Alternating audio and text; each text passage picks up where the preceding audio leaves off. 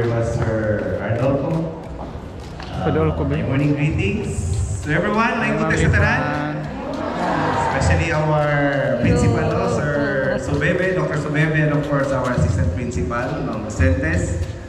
My dear teachers, of course our stakeholders, our men in uniform, moms and sirs, thank you.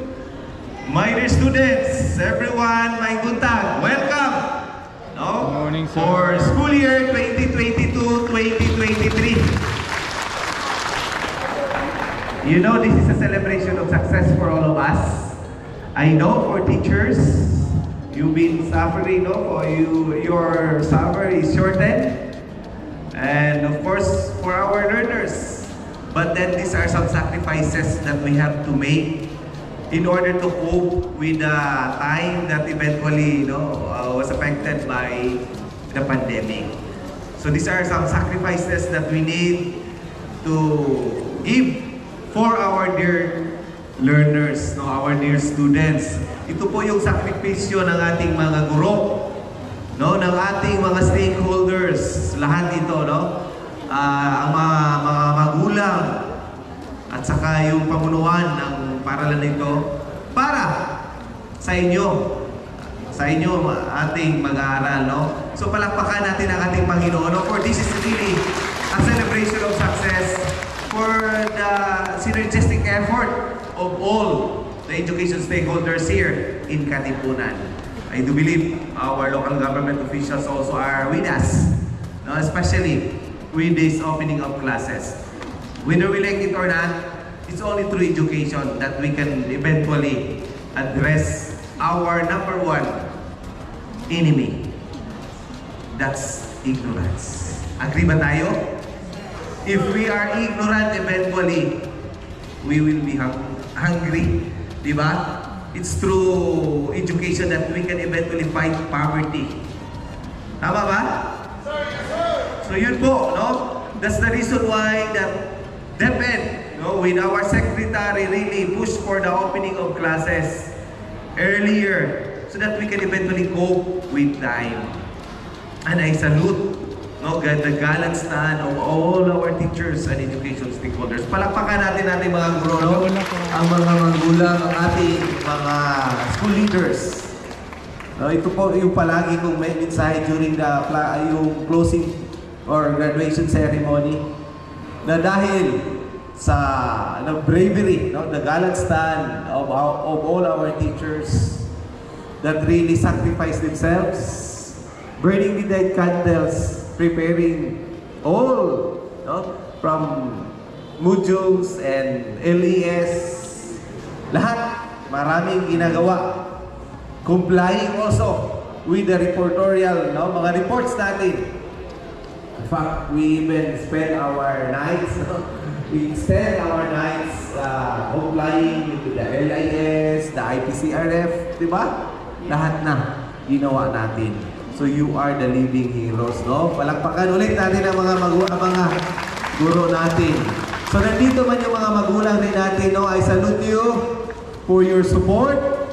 I'm so overwhelmed with the enrollment, overflowing sa labas.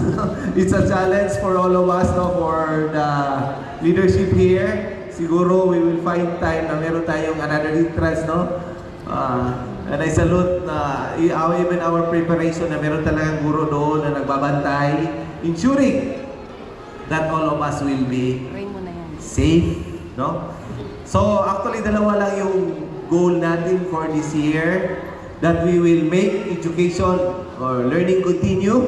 We will provide educational services to our learners. At the same time, we will ensure safety and protection of all the education stakeholders, especially our learners. That's the reason why our PNP personnel are here also, protecting us. Palakpakan natin sila.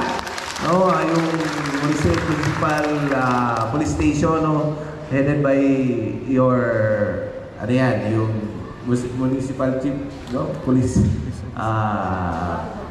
chief dito sa Katipunan. So sa lahat, again, welcome. I like the prayer yan talaga, no, that we will offer everything to God because everything starts and ends with Him. No, the reason why we are here, we still breathe the fresh air because it's all of His grace. Yun ang nabasa ko ngayon, Karumbutanga. It's about grace. That we live, we thrive and survive even with the pandemic. No, nakasurvive din that. And we are now in transition. For starting this day up to October 31, we will be observing our limited face-to-face. No, yung blended ito, hybrid learning, a combination of face-to-face and of course our distance learning, no, yung modular because of the overflowing students also. Kulang tayo ng mga guro, di ba? So hopefully we can deploy. Actually, we already issued assignment orders to our senior high school, newly hired senior high school, mandating them to report today to eventually help, no, the school, no. So ito yung gagawin natin. Slowly we will be transitioning and hoping and praying that all of the teachers will be with us, no. Together we will educate our learners. Together let's respond to the mandate that is given to us to make education continue even in the midst of this pandemic. Prescribed health protocols even in the classroom. Face mask pa rin tayo. No? Good that our local government is so cooperative with these endeavors and hoping that even our parents, no, yung mga magulang natin ay nandyan palagi to support us. By the way, ito yung buwan ng wika ngayon, di ba? So, happy, no? Yung celebration natin na dapat ipagbunyi rin natin yung ating sariling wika, no? Sa ngayon, no, in the implementation of the K-12, marami tayong mandato. There are 4 intermediate outcomes. Noon, quality access, quality lang, and governance. Ngayon, meron tayong access, quality, which ito pagtuturo natin. Ngayon, meron na tayong resilience. Meron tayong resilience and well-being, and of course, yung equity. That we need to provide services to those who are really less in life. No, yung mahirap, maraming mga struggles in life, we have to address them, especially those learners in the inclusive education. No, so pagtulungan natin makamit, no, ma-achieve yung mga goals natin for this year. No, that we will really provide functional literacy. Ang challenge sa atin ngayon, yung learning loss. Siguro last Friday, nag-meeting kami with your principals. Ang challenge ngayon, yung the presence of non-readers, no, yung struggling readers, especially in the secondary. I challenge all of us to make use of that whole school approach, making every lesson a reading lesson. Diba? That's an old strategy, no? But still effective.